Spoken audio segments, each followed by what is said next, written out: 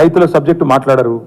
నిన్న ఒక పాపం ఒక విలేకరు నిజాయితీగా అడిగిండు రేవంత్ రెడ్డి గారిని, 2 లక్షలు రుణమాఫీ చేస్తా అన్నారు కదా సార్, ఇంకా చేయలేదు కదా మరి మీరు ప్రజలు అడుగుతున్నారు అంటే వెకిలి నవ్వులు.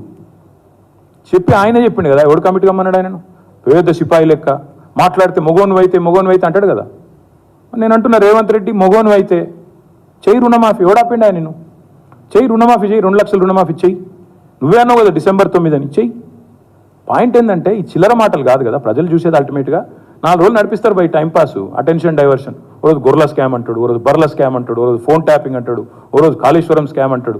ఇవేనా ఇక అసలు పని లేదా? మంచిలు ఇచ్చేది లేదు, సాగునీరు ఇచ్చేది లేదు, పంటలు ఎండితే పట్టించుకునేది లేదు, రైతులకు రుణమాఫీ లేదు, కొత్త ఇన్వెస్ట్మెంట్లు రావు, ఇవేం చెప్పరు. ఇడికెళ్ళి కంపెనీలు పారిపోతుంటే మాట్లాడరు. ఇవేం ఉండవు. ఏముండాలి? మమ్మల్ని అందరినీ రాష్ట్ర ప్రజలను పిచ్చోళ్ళని చేసి వీళ్ళు పోతురట, వాళ్ళు పోతురట, వీళ్ళు జంపట, వాళ్ళు జంపట, వాళ్ళు చెప్పుడు మీరు రాసుడు బాగుందా?